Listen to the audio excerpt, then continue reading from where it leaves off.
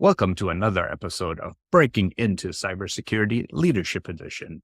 Today we have Deidre, who comes from CyberSN, which is an amazing recruiting platform. And I've been following it since their inception, and I'm finding out having her on as a guest. So let me have her introduce herself and tell us a little bit about her background and how she got to where she is.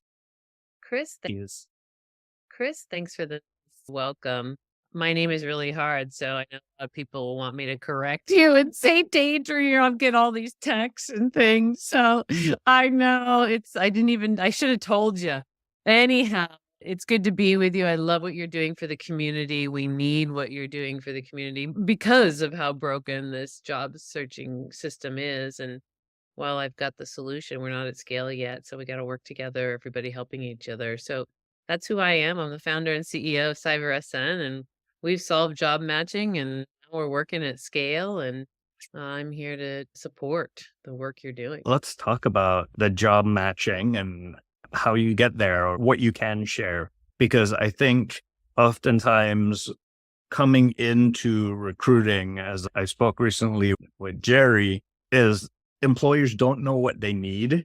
And then because they don't know what they need, they can't really say what they want on the job descriptions.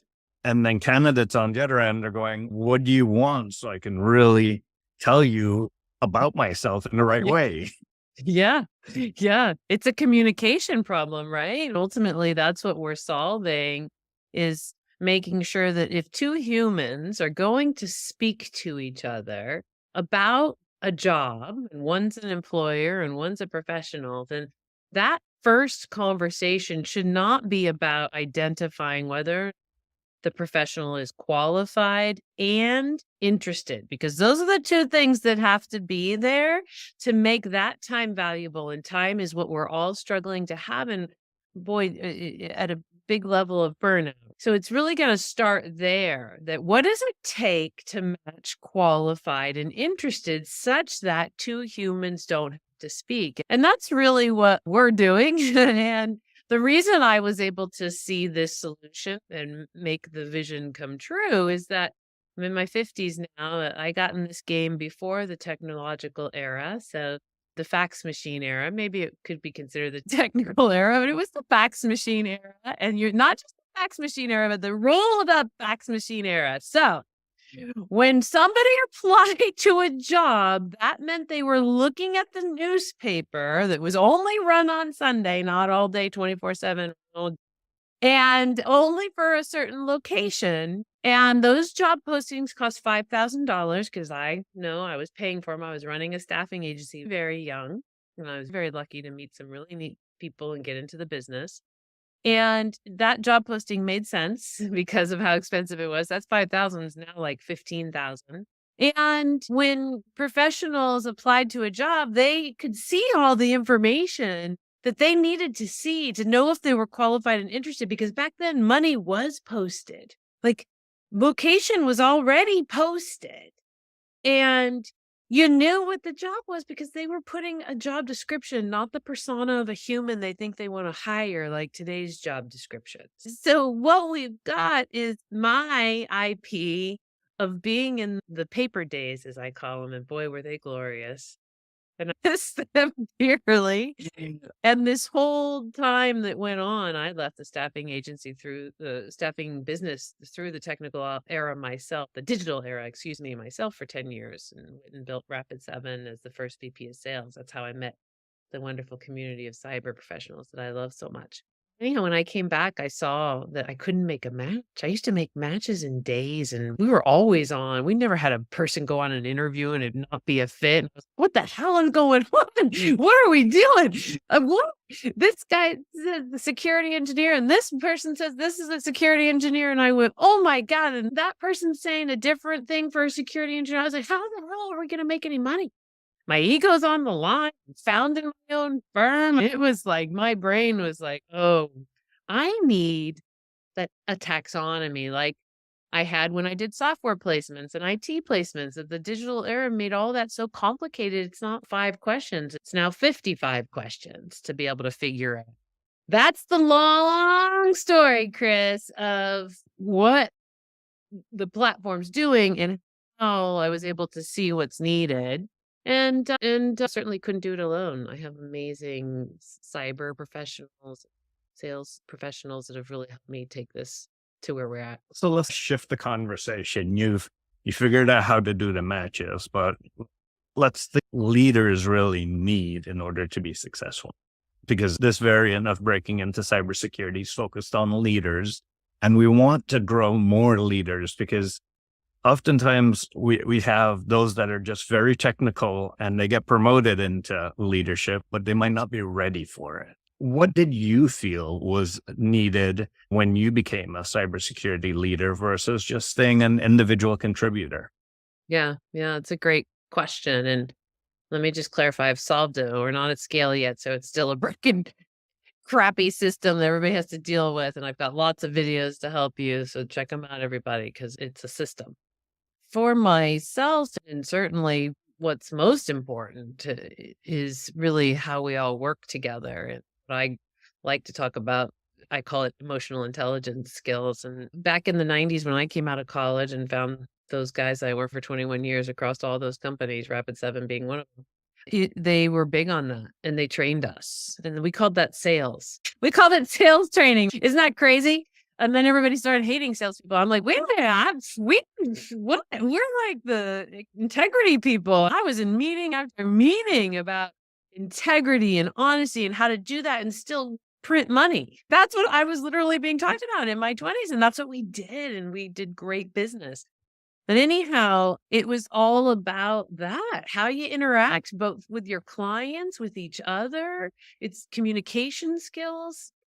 People prefer emotional intelligence skills today. Nobody likes soft skills. So whatever, rename it 1,000 times. I don't know. It's all about how we talk to each other. And that is a skill, to have win-win language, to command language from a win-win perspective when you're working with humans is imperative to success, happiness, as well as prosperity. And that's a skill.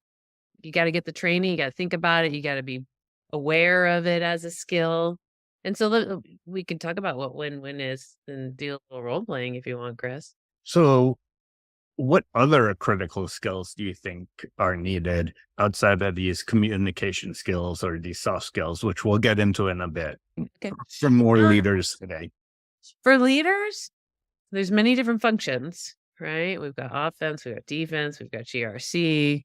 It depends on what people are overseeing and what they're working on at the time. The number one thing is to be able to understand what's the strategy that the company has in place such that you're able to support and minimize risk and raise security as much as possible. It starts there. And it's that critical thinking. It's the ability to understand the need of the organization yourself as fast as you can. And then the rest is, what are you dealing with in terms of tools and people, products and everything else, and how do you go from where you're at?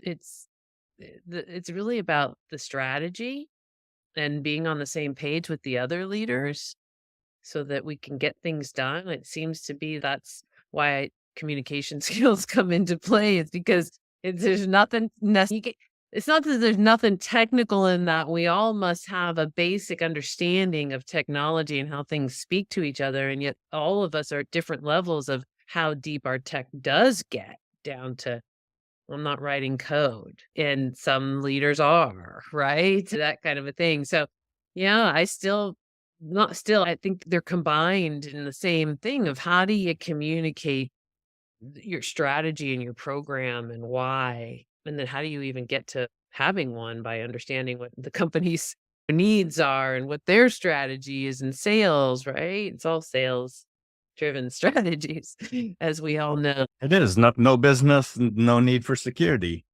Yeah, yeah. This as much as, and that's what's so interesting about this field, this community, is at the end of the day, there's a social impact, and yet it's still a business. We're protecting society, and yet there's a business all around us, and so it is interesting. As we think of some other skills, one example of them might be delegation.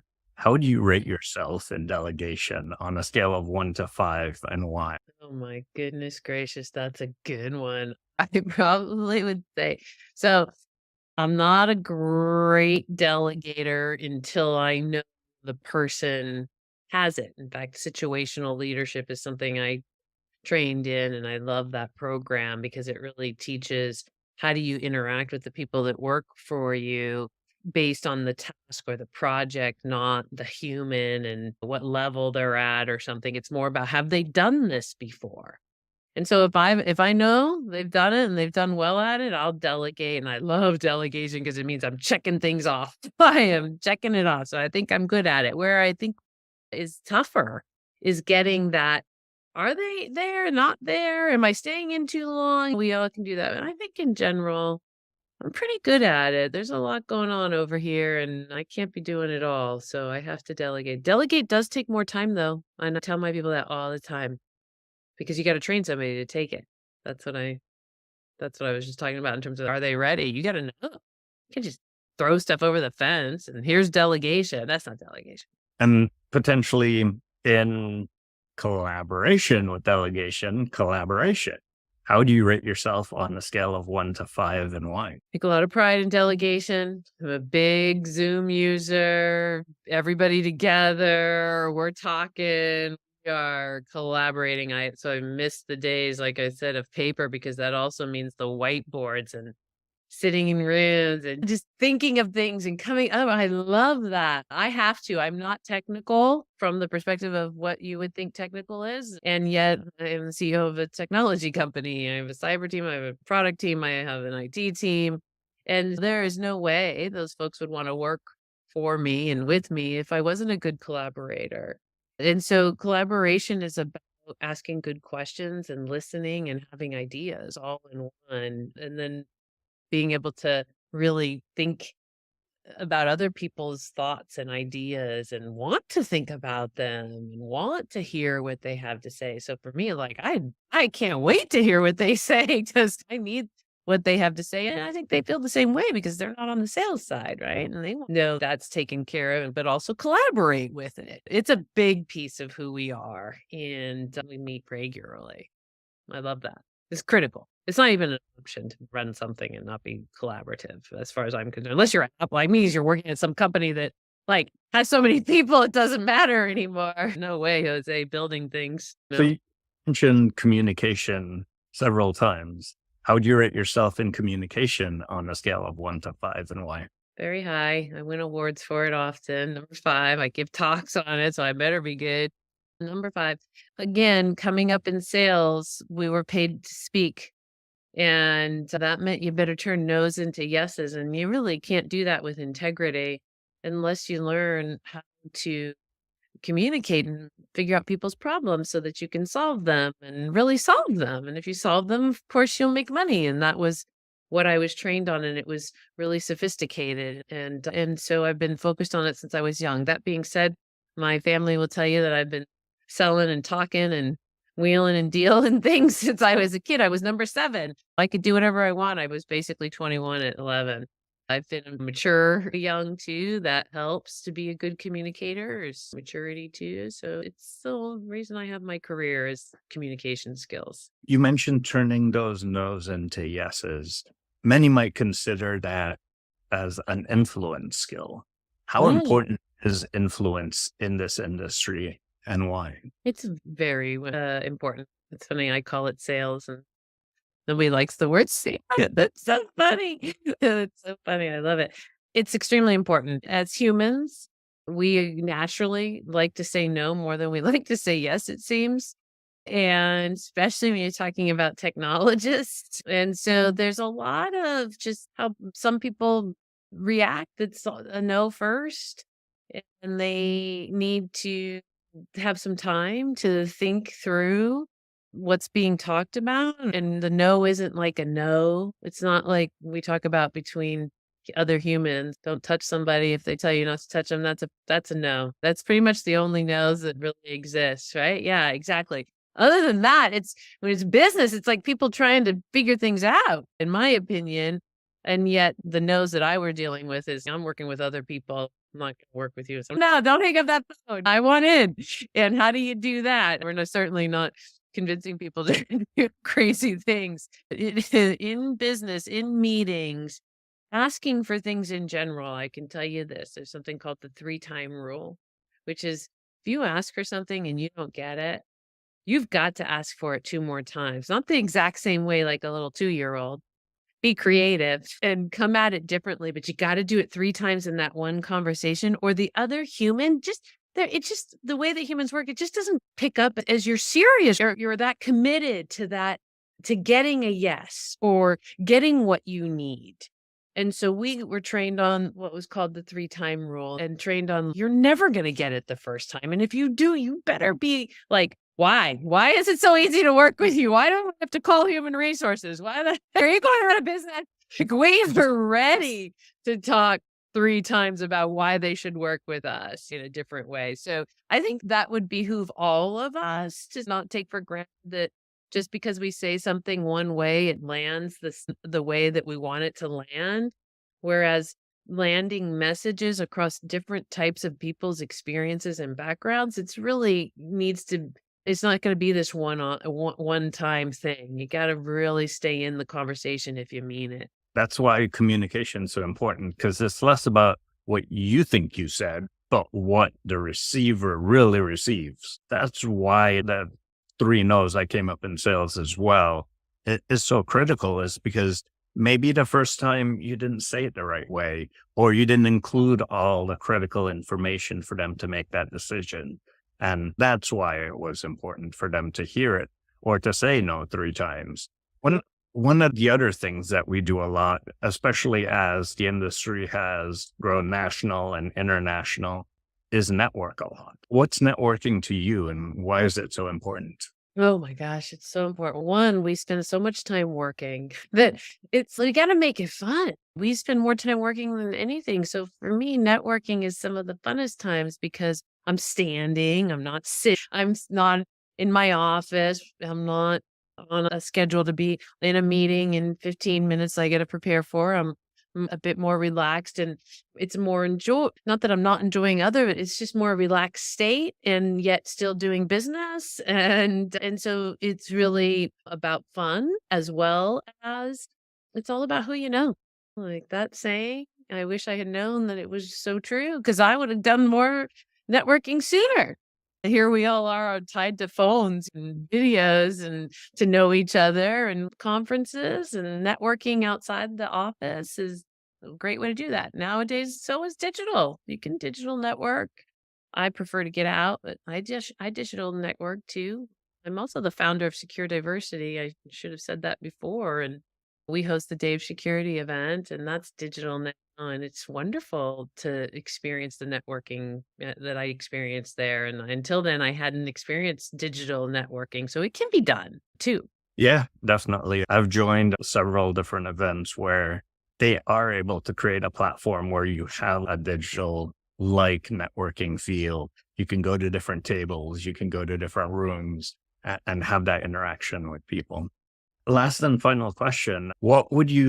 What advice would you give to future cybersecurity leaders? I would say pick the people. The people that we work with are critical to our happiness. And so pick people that you can communicate well with, that you feel comfortable with, that you believe really also care about people. Because at the end of the day, nothing's done alone. It's all about the team, and who you're working for is just as important as the people working for you. And so it really has to be a good fit. And then I'd say make damn sure you have control over your own recruiting budgets. Because if you're going to wait for HR, it ain't happening. I talk about developing your talent pipeline and developing it early. And if you can do that, you might not even need much of a recruiting budget because people are coming to you. But that being said, thank you so much for coming on and sharing this. I really appreciate your time. Oh, and to that note, anybody can build free job descriptions in our on our platform, and you can post them for free for a free trial these last 6 months. So tell your recruiters, use them yourself. I'm want to help out everybody, and I don't want the service of recruiting. I want the service of matching. So feel free to use our freemium. Okay. Well, thank you so Check it out. much. It was good seeing you, Chris.